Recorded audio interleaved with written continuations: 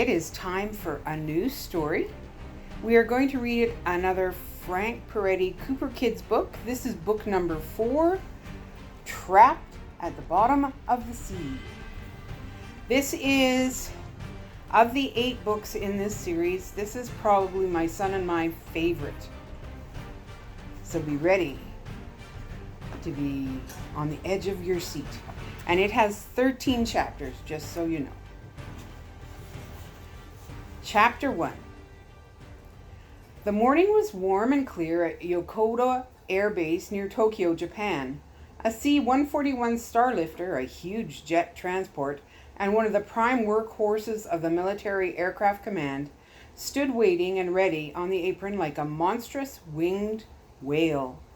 The cargo was secure, the aircraft commander and crew were ready for departure, but the plane's crew door stood open and its powerful engines remained cold and silent.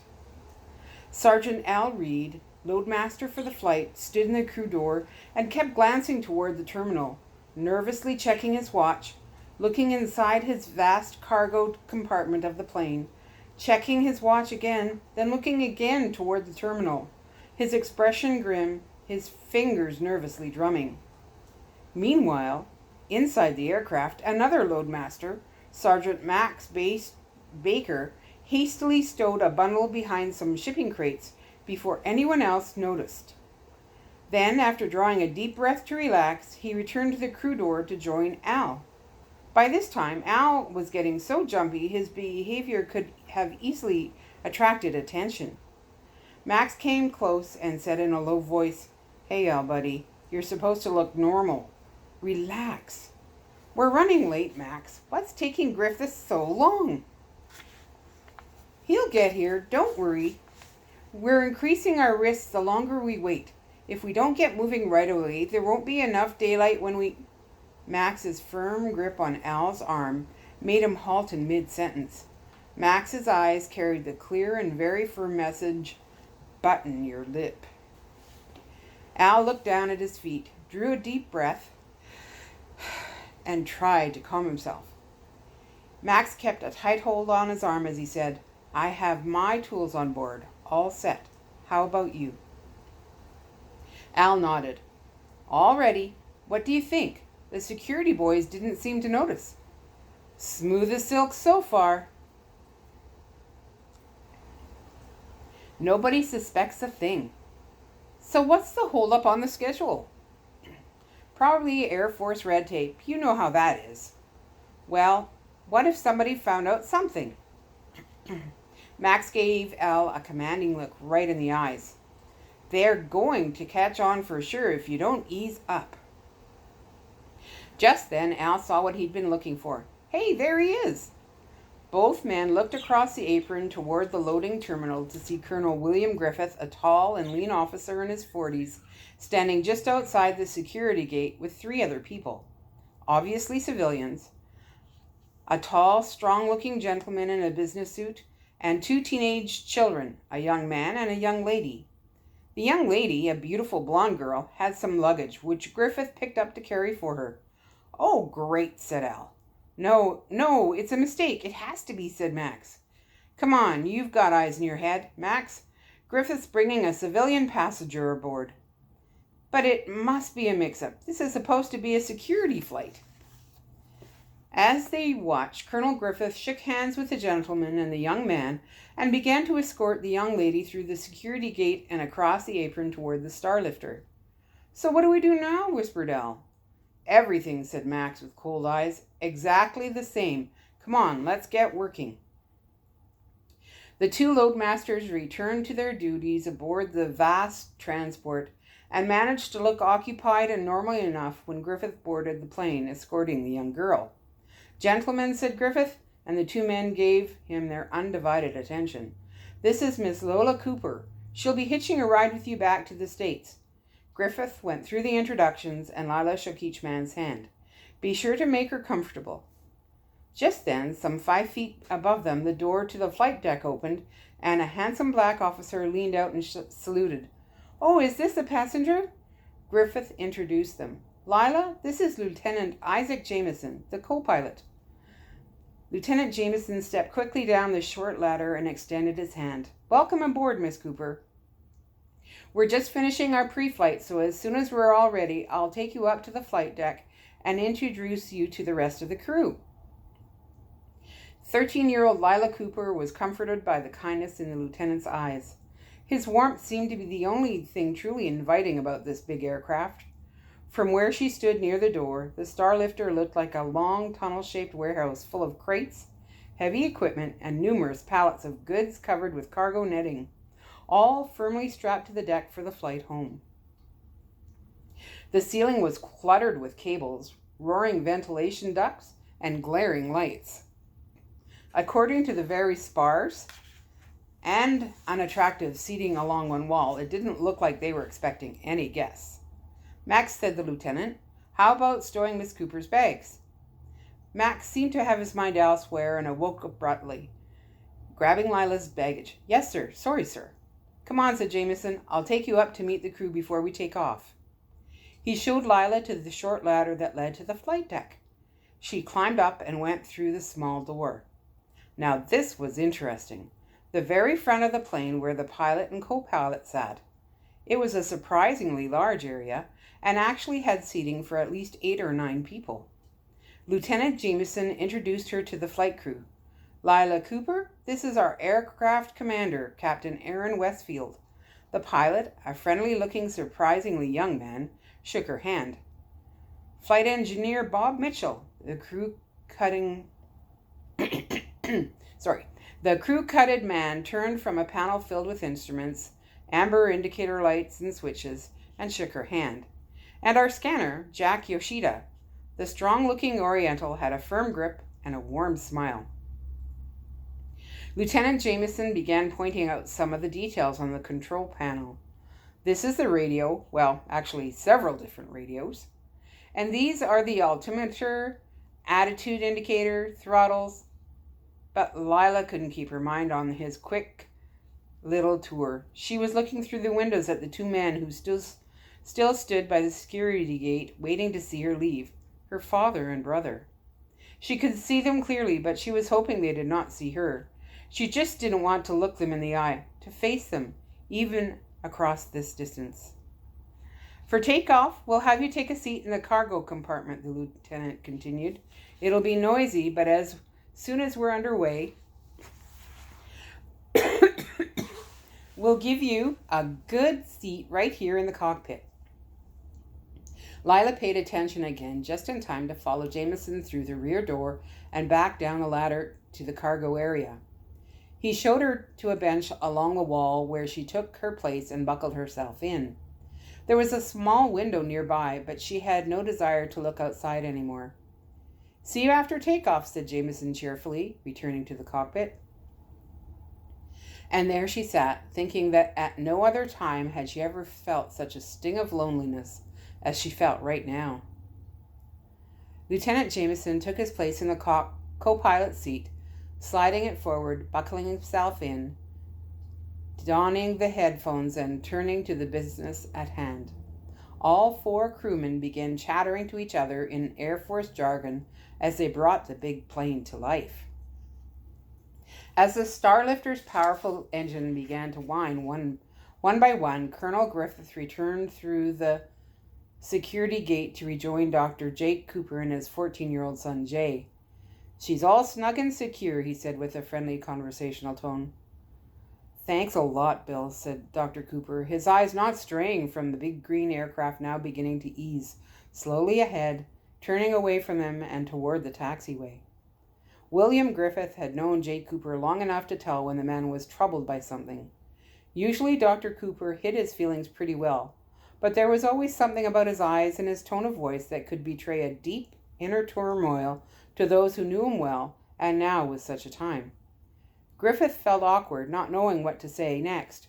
"Well," he began, "she should arrive safe and sound at McCord Air Force Base by midnight or so yesterday."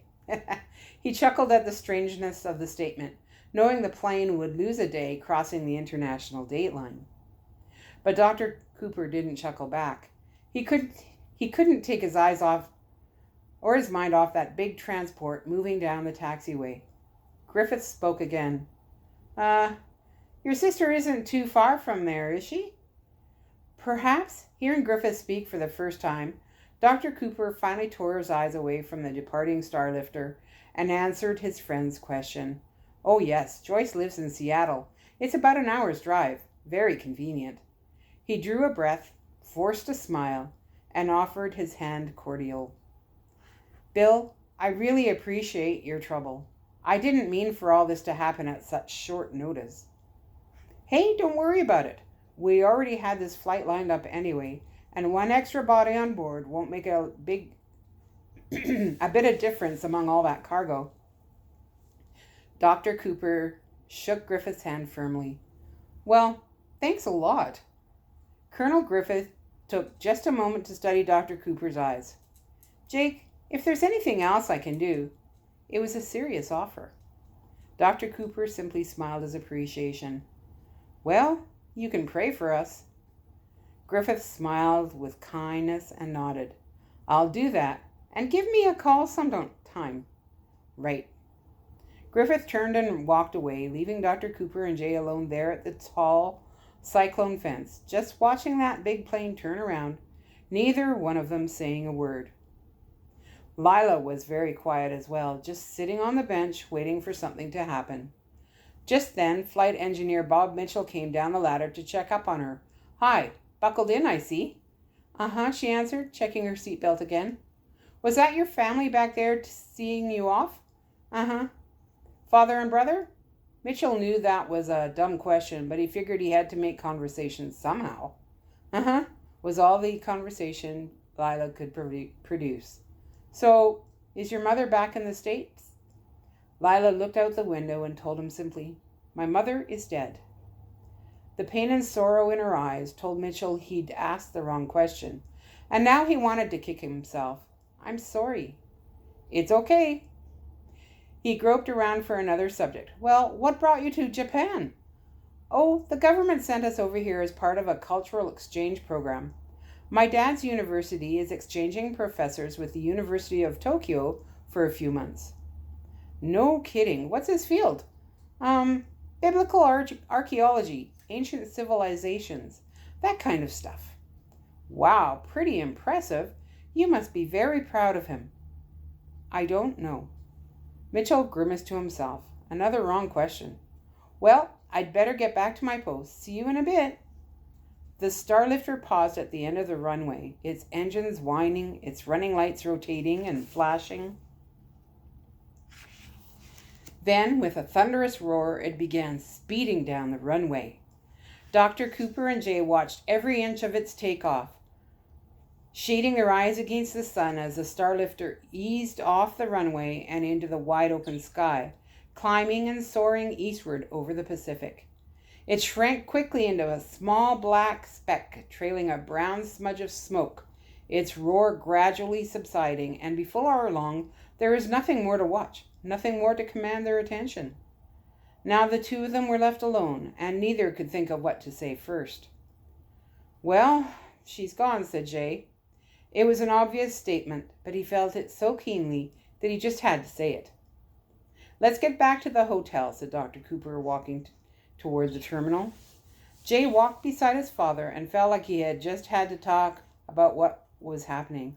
This is really going to be tough. What's that, son? Jay looked up at his father impatiently. Well, getting along without Lila. I mean, we've never been apart like this. It's always been the three of us. We've always stuck together. I just don't get it.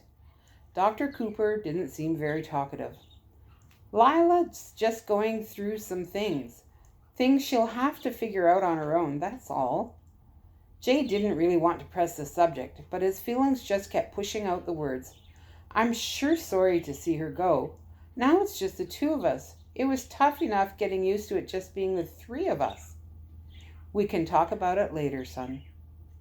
Jay stopped talking, knowing he'd been ordered to, and he felt angry about it. We can talk about it later. He'd heard that phrase before, too many times, and every time his father had that same hard look in his eyes that Jay could not understand, as if the lively, loving, perceptive eyes Jay and Lila so enjoyed at any other time were suddenly hidden behind a mask of stone. Jay looked up at his father, and yes, those eyes were that way again, almost unblinking, looking straight ahead. Lila looked out the window, watching the last of the Japanese coastline fade behind them. Now there was nothing below them but an endless flat table of deep blue, featureless ocean. "You can undo that belt now." It was Lieutenant Jameson, looking down from the door to the cockpit. He was smiling that same warm smile as he motioned to her seatbelt. "Oh," she released the buckle and stretched a little. "Come on up and join us." She stepped over to the ladder and made her way up to the door, where Jameson offered his hand to steady her. "It's about time for lunch. Would you be interested?" "Sure," she caught herself. "Yes, please." "Max ought to be bringing us something shortly." He offered her a seat on a comfortable bench along the back wall of the cockpit, and then turned to go back to his post. "Say," said Lila. He looked at her curiously. "Thanks for everything. I've been really rude. I know. I'm sorry." He smiled kindly. It seemed to come so naturally to him. "Hey, we all have our bad days. Just relax now and enjoy yourself." "Thanks. Oh, and, Mr. Mitchell?" The flight engineer looked her way. "I want to tell you thanks, too, and say I'm sorry." He smiled. "No problem." Now Lila felt better and took the time to look around the inside of the aircraft from where she sat. Captain Westfield had switched on the autopilot, and the Starlifter was now flying a steady, level route as he kept a close eye on the controls. The rest of the crew were settled into quieter tasks, some paperwork, some technical talk, a Western novel. The atmosphere became relaxed and quiet. Al and Max stepped out of the cockpit abruptly, apparently having some work to do.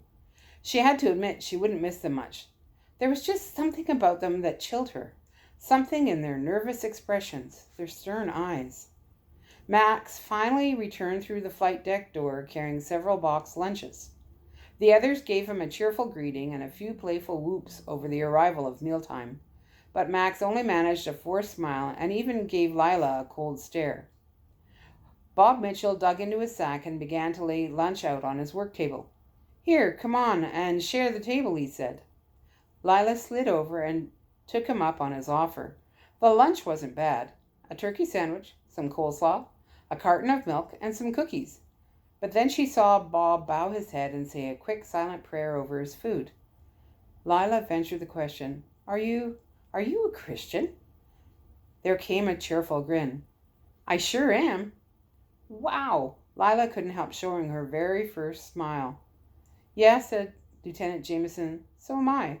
I'm part of the good old family of God at the First Baptist Church in Puyallup, Washington." He said that with such a perfect preacher's flourish that she couldn't help giggling. "Yes," said Bob, "we're still working on the skipper there. We're going to get him saved one of these days." Captain Westfield looked at them and smiled a wry smile. "Hallelujah," said Yoshida teasingly. "Just wait, Jack, you're next." They all laughed. Bob seemed much more relaxed. "Now maybe we'll have something we can talk about." "Well, amen," said Lila, "because I sure need someone to talk to." That was the end of the conversation. The very next second there was a rasping metallic sound. Bob's eyes became fixed on something behind Lila's shoulder, and his face froze in horror. "What is it?" she asked. "Don't turn around," he said in a very quiet, controlled voice. "Don't move." "Good idea," came a voice behind her. Lieutenant Jameson turned in his chair and then stiffened. "What is this, Max?" he asked. Max's voice came from behind Lila, and it sounded cold, cruel, cunning. "This is an Uzi submachine gun, Lieutenant. Fully loaded, fully operational. Everyone freeze right where you are." Max stepped into the middle of the flight deck and immediately had everyone's attention as he held the gun at waist level and swung it to and fro, giving every person a chance to look down that deadly muzzle. "All of you, hands on your heads, then don't move a muscle." The whole crew obeyed. A glance from Lieutenant Jameson prodded Lila out of her stupor of horror, and she did the same. Max wasn't alone. Now Al appeared in the doorway, also armed with a deadly submachine gun, and looking nervous enough to be very, very dangerous. "Okay," said Max, "time for a change in personnel. Jameson, get out of that chair." Suddenly he shouted, "And no hands on that radio." Al held his gun all the more ready in case anyone tried anything. Lieutenant Jameson slowly slid his chair back and climbed out of the seat. "All right, you and the girl, out of here, into the cargo compartment." Lieutenant Jameson nodded to Lila, and she got up slowly, a bite of sandwich just lying in her mouth like a lump. She went first down the ladder with the muzzle of Al's machine gun pointing right at her. "Easy now, no funny business," said Al. "All right, Jameson, you're next. Take it slow." As soon as Lila and Jameson were well on their way down the ladder, Max got into the co-pilot seat, still brandishing his machine gun. "Now," he said to Captain Westfield, "we'll just start talking about some course changes." Al reached the deck of the cargo compartment right behind Lila and Lieutenant Jameson and waved toward the bench against the wall. "Have a seat." Lila and Jameson sat on the bench, their hands still on their heads. Suddenly, the huge plane banked sharply to the right, giving Lila a very queasy feeling in her stomach. "We're changing course," Jameson told her. Al braced himself against the wall to keep his balance during the tight turn. "Looks like Captain Westfield is doing exactly what Max tells him. Everybody calm down now. Just sit tight." Lieutenant Jameson asked in a very calm, controlled voice, "Al, just what is it you're doing?" Al forced a smile, trying to look clever and in control, even though he was obviously very nervous. "This, Lieutenant, is what is called a hijacking. We're taking over the plane." The Starlifter finished the turn and returned to normal, level flight. "Where are we going?" "Oh, somewhere south of here. Never mind where. You just worry about yourself and the little girl here. You two are the insurance policy for the flight. You know, one wrong move from anyone up there on the flight deck and—" Al waved the muzzle of the machine gun right under their noses. Al backed away and stood under the door to the flight deck. "How's it going up there?" Max's voice came back. "Everything's secure. We'll be reporting our position in a second." Al drew a deep breath and actually calmed down a little. "Whew, so far so good, eh?" Lila didn't hear the comment. She was too busy praying.